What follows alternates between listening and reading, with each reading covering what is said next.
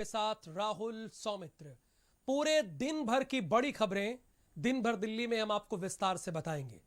समाजवादी क्या कर रही है, क्या उसकी सियासी चाल है, बसपा क्या करना चाह रही है 2022 में, और राम मंदिर ट्रस्ट मामले में अपडेट क्या है, इसके साथ भी आज उत्तर प्रदेश में क्या घटा, ये सब कुछ आपको दिन भर दिल्ली में बताएंगे।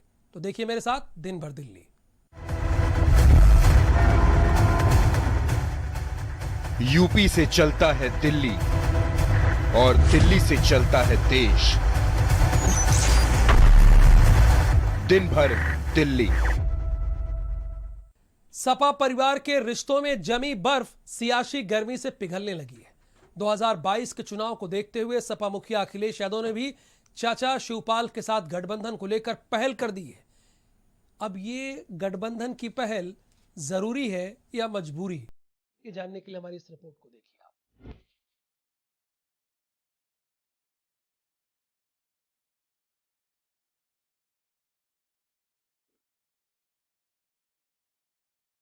अखिलेश के बयान से गरमाई सियासत। समाजवादी पार्टी के राष्ट्रीय अध्यक्ष अखिलेश यादव और प्रगतिशील समाजवादी पार्टी के मुखिया शिवपाल सिंह यादव के रिश्ते में कुछ मिठास घुलती हुई नजर आ रही है। सपा सुप्रीमो के नए बयान पर हर कोई चौंक गया है। अखिलेश यादव ने कहा है कि चाचा शिवपाल सिंह यादव सहित अन्य सभी समान विचारधारा वाले दलों को साथ लेने में कोई गुरेज नहीं करेंगे। इस बयान से अब कई कयास लगाए जा रहे हैं और यूपी की राजनीति में भी अब एक नया मोड़ आता दिख रहा है। क्या चाचा शिवपाल के साथ होगा गठबंधन?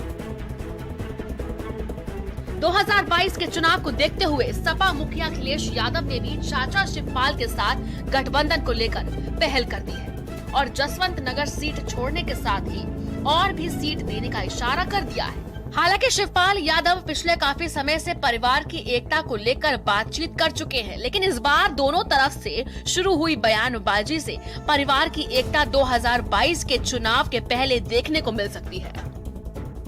सवाल परिवार का है तो कल भी माननीय राष्ट्रीय अध्यक्ष जी ने कहा कि वो हमारे चाचा हैं, तो वो तो नहीं खत्म हो सकता है। तो परिवार एक अलग विषय है, राजनीतिक दल एक अलग विषय है। मुझे लगता है कि सब कुछ ठीक है। भाजपा के खिलाफ एक माहौल बना है समाजवादी पार्टी के नेतृत्व में, और जो भी छोटे दल आ रहे हैं, जो राष्ट्रीय अध्यक्ष जी से बातचीत कर रहे हैं, उनको राष्ट्रीय अध्यक्ष जी अपने साथ लेंगे। इस बार बनेगी चाचा भतीजे में बात। सपा के परिवारवाद के चलते सत्ता से बेदखल हुए अखिलेश यादव ने अब परिवार की एकता फिर से कायम करने का मन बना लिया है। 2017 के विधानसभा चुनाव के पहले सपा पारिवारिक विवाद के चलते अलग हो गए थे, जिसके बाद शिवपाल यादव ने नई पार्टी का गठन किया था। लेकिन अब तक ना तो कोई विधायक पार्टी से जीता, ना ही कोई सांसद। यहाँ तक कि शिवपाल यादव खुद फिरोजाबाद से लोकसभा हार गए। हमने तो गैर भाजपावाद का नारा दिया है, तो सब लोग आए हमारे साथ। मतलब आपका सर जो एजेंडा है, आप तैयार हैं कि छोटे छोटे दलों को हम, छोटे बड़े दल सब आए हमारे साथ, जो गैर भाजपावाद का नारा दिया, आए सब इकट्ठे हों और सरकार बनाए। ये एक आह्वान है 2022 ये आह्वान है 2022 के। अब देखना ये होगा कि क्या 2022 विधानसभा चुनाव में चाचा भतीजा एक साथ आएंगे या फिर हर बार की तरह इस बार भी दूरियां खत्म नहीं होगी। रिश्तों की बर्फ सियासी गर्मी से पिघलने लगी है। अभी तक शिवपाल यादव इस बात की पहल लगातार कर रहे थे, लेकिन अब सपा मुखिया अखिलेश यादव ने भी इस रिश्ते की मंजूरी की सहमति दे दी है। भले छोटे दलों के गठबंधन के बहाने चचा और भतीजे एक होंगे, लेकिन उसका फायदा समाजवादी पार्टी को जरूर मिलेगा, क्योंकि कहीं ना कहीं परिवार की फुटता की वजह से नुकसान दोनों ही दलों का हो रहा था। और ऐसे में अब अखिलेश यादव के द्वारा इस पहल के जरिए समाजवादी पार्टी की सरकार बनाने की जो सोच है, उसके तहत अब शिवपाल यादव के साथ गठबंधन को भी तैयार हैं और सीटों का लेखा जोखा भी लगभग तैयार है। तो वो दिन दूर नहीं जब दोनों ही चचा और भतीजे एक मंच पर दिखे और एक साथ 22 का विधानसभा चुनाव भले ही गठबंधन के सहारे, लेकिन जीतने की जुगत में जरूर लगेंगे। कैमरा पर्सन गिरीश के साथ संजय सिंह चौहान, भारत समाचार, लखनऊ। यूपी विधानसभा चुनाव 2022 में अब सिर्फ 8 महीने से कम का समय रह गया है, लेकिन सियासी दल अपनी तैयारी में जुट गए हैं। अभी से सपा बसपा के बीच की तल्खी भी खुल के सामने आने लगी है। मायावती जहां सपा को जाति विरोधी पार्टी कह रही हैं, तो वहीं सपा अपना काम कर रही है, सोशल इंजीनियरिंग पर ध्यान दे रही है। अखिलेश बिना विवाद किए अपनी पूरी तैयारी कर रहे हैं।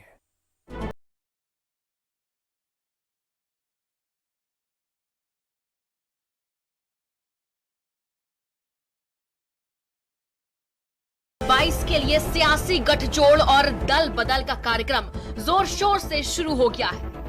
मंगलवार को बसपा से निष्कासित 9 विधायकों ने अखिलेश यादव से मुलाकात की थी और 2022 के लिए उन विधायकों का क्या रुख रहेगा उस पर मंथन किया था। बैठक के बाद जहां कुछ विधायकों ने पार्टी बनाने की बात कही थी, तो वहीं ज्यादातर बसपा से अपना निलंबन चाहते थे।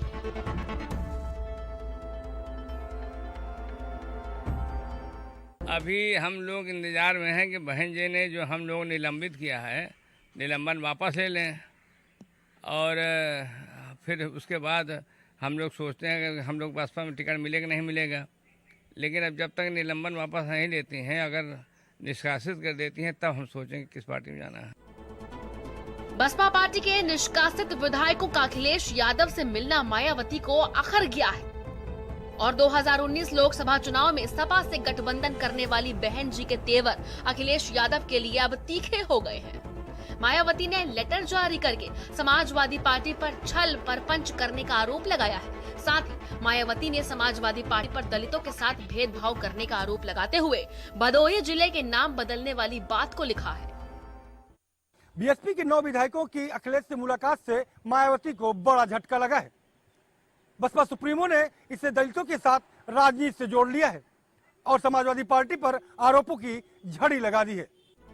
एक तरफ मायावती हैं जो समाजवादी पार्टी पर दलितों के साथ धोखे का आरोप लगा रही है, तो वहीं दूसरी तरफ अखिलेश यादव हैं जो यूपी की सियासत को समझते हुए सोशल इंजीनियरिंग को हथियार बनाते हुए लोगों की पार्टी में ज्वाइनिंग करवा रहे हैं।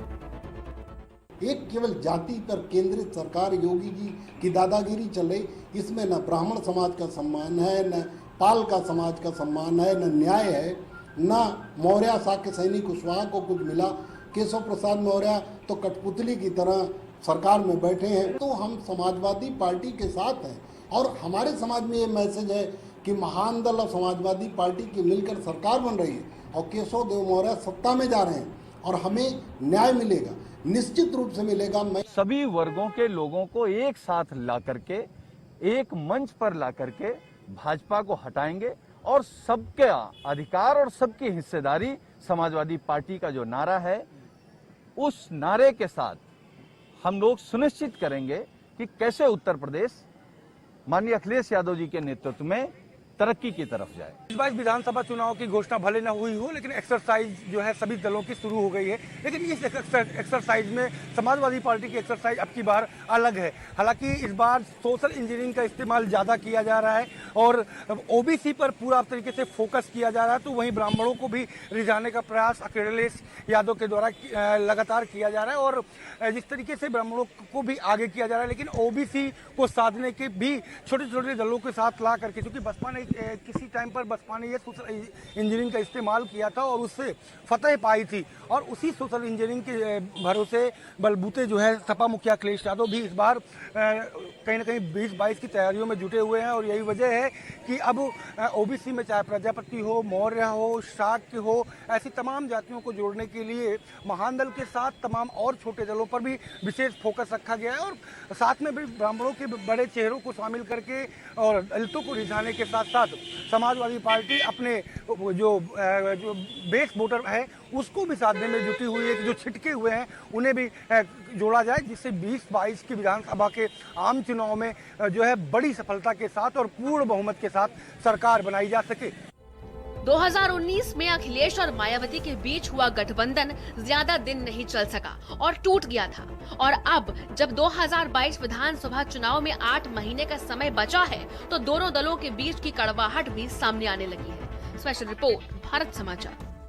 अयोध्या में श्री राम जन्मभूमि तीर्थ क्षेत्र ट्रस्ट की ओर से मंदिर निर्माण के लिए खरीदी गई जमीन पर घोटाले के आरोप के बाद यूपी की सियासत गर्मा गई है। अब पूरा उत्तर प्रदेश जानना यह चाहता है कि कौन सच्चा और कौन झूठा, यानी कौन सच बोल रहा है और कौन बरगला रहा है। आरोपों के बाद से ही सभी विपक्षी दलों और ट्रस्ट की ओर से आरोप प्रत्यारोप का दौर शुरू हो चुका है। राम के नाम पर लूट, जमीन के दाम अचानक क्यों बढ़े? 2 करोड़ से 18 करोड़ कैसे हुए? जमीन की मालियत तो 6 करोड़ है, फिर 2 करोड़ में पहले क्यों बिकी? 2 करोड़ से 18 करोड़ में क्यों खरीदी? क्या आस्था का पैसा हजम कर गए? घोटाले पर विपक्ष ने खोला मोर्चा।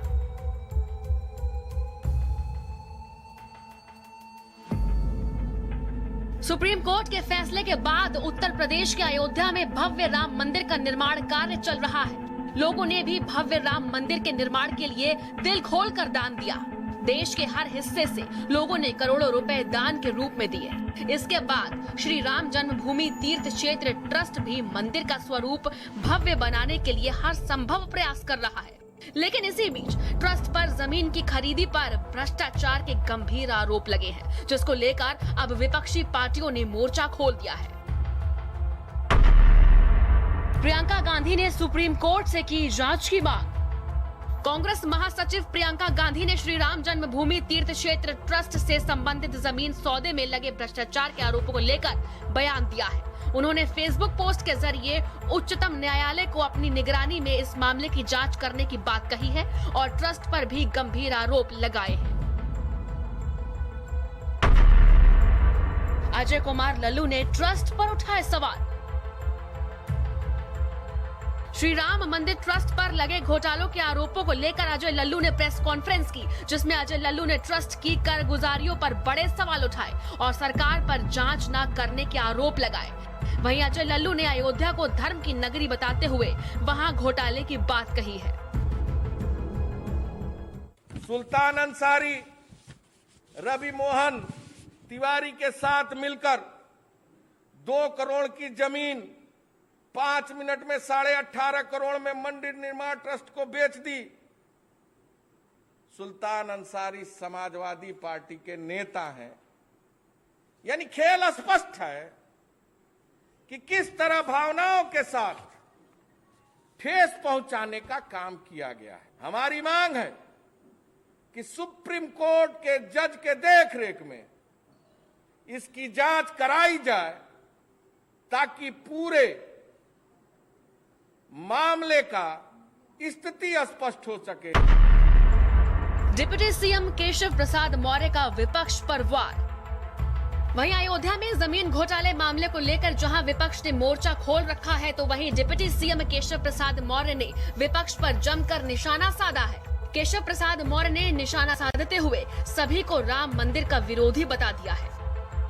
जो दल ट्रस्ट को भंग करने की मांग कर रहे हैं उन्हें अपना दल भंग कर देना चाहिए, लेकिन ट्रस्ट के बारे में सवाल उठाने वाले जितने भी हैं सब रामलला की जन्मभूमि पर मंदिर निर्माण किए जाने के विरोधी हैं, रामद्रोही हैं और ट्रस्ट को लेकर के किसी भी प्रकार का सवाल करने का किसी रामद्रोही को अधिकार नहीं।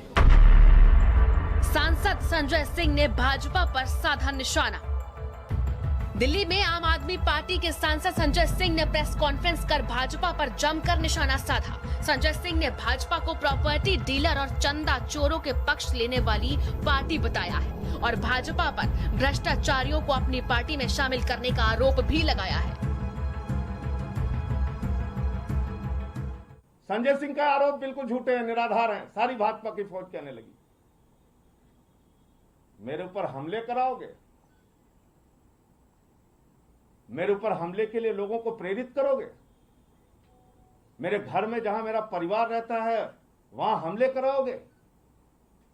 भाजपा के लोगों में आपसे कहना चाहता हूं 1000 हमले कराओ, लेकिन मैं हाथ जोड़ के इस देश के करोड़ों राम भक्तों से जिनकी प्रभु श्री राम में आस्था है उनसे अपील करना चाहता हूं, इन चंदा चोरों को पहचानिए और इनके खिलाफ आवाज उठाइए। राम मंदिर ट्रस्ट में जमीन खरीद मामला अब तूल पकड़ता जा रहा है, जहां विपक्ष अब खुलकर सामने आ रहा है और भाजपा पर जमकर निशाना भी साध रहा है।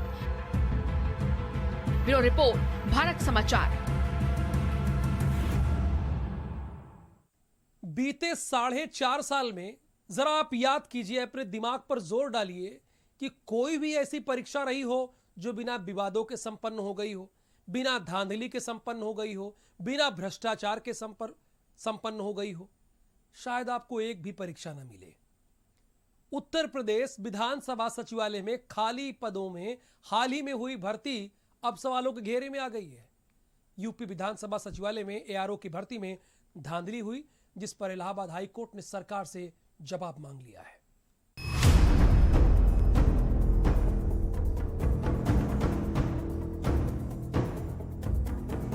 उत्तर प्रदेश में कोई सरकारी भर्ती निकले और उसमें बिना धांधली के परीक्षार्थियों की भर्ती हो जाए, ऐसा शायद ही कभी होता होगा। और हर भर्ती परीक्षा में धांधली और गड़बड़ी के आरोप लगते ही हैं। और फिर मामला कोर्ट पहुंचता है। ताजा मामला यूपी विधानसभा सचिवालय में एआरओ की भर्ती का है, जिसमें धांधली सामने आई है और इलाहाबाद हाई कोर्ट ने सरकार से जवाब मांगा है। यूपी विधानसभा सचिवालय की भर्ती परीक्षा में धांधली की शिकायत, एआरओ के पदों पर नियुक्ति को लेकर हुई शिकायत, मनचाहे लोगों को भर्ती कराने का आरोप, लिखित परीक्षा में गड़बड़ी के मिले सबूत। इलाहाबाद हाई कोर्ट ने राज्य सरकार से मांगा जवाब। सरकार 10 दिन में धांधली पर दे जवाब। उत्तर प्रदेश विधानसभा सचिवालय में खाली पदों पर हाल ही में हुई भर्ती सवालों के घेरे में आ गई है। परीक्षा में शामिल रहे अभ्यर्थियों ने आरोप लगाया है कि खाली ओएमआर शीट रखने वाले प्रतियोगियों का हर स्तर पर चयन कर लिया गया, जबकि अंकों के आधार पर मेरिट में आने वालों को दरकिनार कर दिया गया। एआरओ की भर्ती में भारी धांधली की आशंका जताते हुए याचिकाकर्ता अंकुर सिरोहा के साथ कई अभ्यर्थियों ने सबूत भी रखे हैं। सबूत के तौर पर कई ओएमआर शीट भी भारत समाचार को मिली है। आरोप है कि एआरओ की भर्ती प्रक्रिया में नियमों को दरकिनार कर मनचाही भर्तियां की गई हैं। अभ्यर्थियों ने जब इलाहाबाद हाई कोर्ट का रुख किया तो राज्य सरकार से अब 10 दिन के अंदर जवाब मांगा है।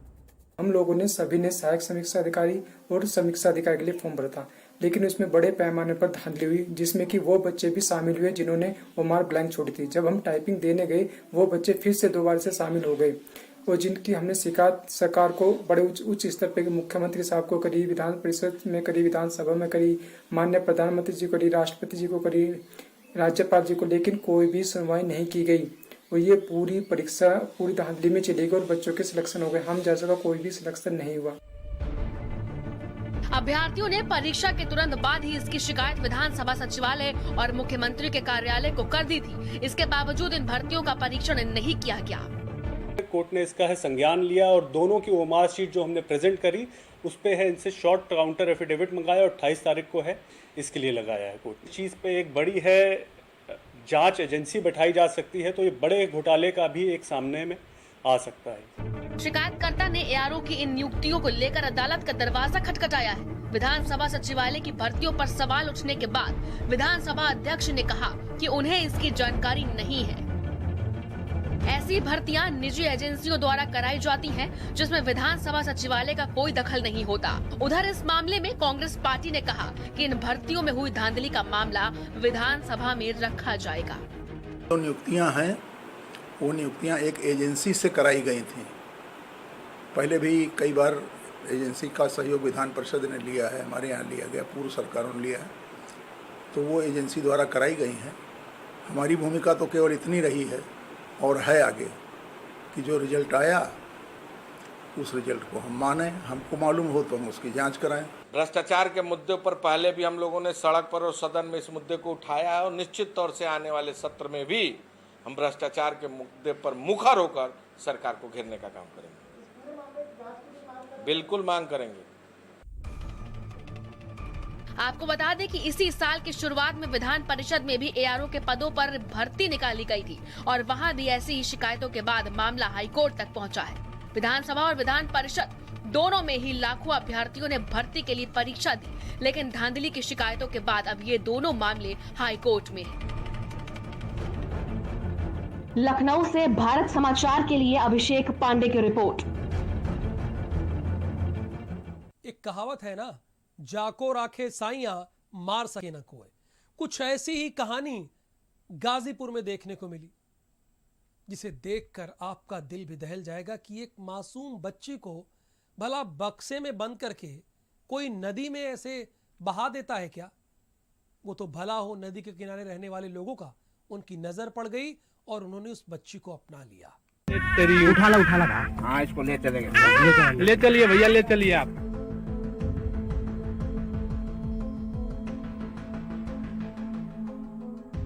कहते हैं माँ की ममता और माँ की बेबसी कभी कोई समझ नहीं सकता। एक माँ ने बच्ची को ठुकरा दिया तो दूसरी माँ ने ही बच्ची को नया जीवन दे दिया। जी हाँ, गंगा जिसे मोक्षदायिनी और जीवनदायिनी कहा जाता है, जिस गंगा में पिछले दिनों लाशों के मिलने का सिलसिला शुरू हुआ, उसी गंगा में लकड़ी के बक्से में नवजात बच्ची मिली है। इतना ही नहीं, लकड़ी के बक्से में देवी देवताओं की फोटो भी लगी थी। गाजीपुर के ददरी घाट के किनारे बहते बक्से से बच्ची के रोने की आवाज आ रही थी। लोगों ने तत्काल बक्से को खोला तो सभी अवाक रह गए। बक्से में छोटी सी मासूम रो रही थी। बक्से के चारों तरफ देवी माँ की चुनरी लपटी थी और फोटो लगी हुई थी। इतना ही नहीं, बक्से में बच्ची की जन्म कुंडली भी रखी हुई थी, जिसके बाद से लोग उसे गंगा की बेटी बुलाने लगे हैं। बच्चे को आवाज मिली तो उसको बच्चे को कोई छू नहीं रहा था। वहाँ हम गए, है ना, दौड़ करके घाट पे से दौड़ कर गए। उसके बाद वहाँ बच्चा पेटी जब खोले तो उसमें देखें कि बच्चा है। किस तरह की पेटी थी वो पलाई की पेटी है। गंगा में थी या मतलब? गंगा में थी। अच्छा, गंगा में ही थी? हाँ, गंगा में ही थी। तो पेटी खोले तो देखें बच्चा। गंगा में नवजात बच्ची पाने की सूचना मिलते ही लोगों की भीड़ सी लग गई, जिसकी सूचना मिलते ही पुलिस मौके पर पहुंची और बच्ची को लेकर चली गई। लेकिन एक परिवार नवजात बच्ची को गंगा जी की अमानत मानकर उसे पालने की जिद पर अड़ा है और किसी को भी देना नहीं चाहता है। भी कि हमें दे दो, लेकिन हम लोग बोले कि नहीं, गंगा जी ने दी है, गंगा जी के प्रसाद है, हमें किसी को नहीं दूंगी। तो क्या ये बह के जा रही थी? बह कर नहीं जा रही थी, लगी हुई थी, पानी में ही लगी हुई थी। क्या क्या था बॉक्स में? बॉक्स में ये था, चुंदरी था और चारों तरफ से दुर्गा माँ का फोटो था, विष्णु भगवान का फोटो था। फिलहाल कुछ लोग इसे तंत्र मंत्र साधना से जुड़ा भी मान रहे हैं, लेकिन पुलिस अभी कुछ भी कहने से बच रही है। वहीं गंगा में मिली नवजात अब काफी चर्चा में है। गाजीपुर से भारत समाचार के लिए आशुतोष त्रिपाठी की रिपोर्ट। पिटारा वाली मूंग दाल मुझे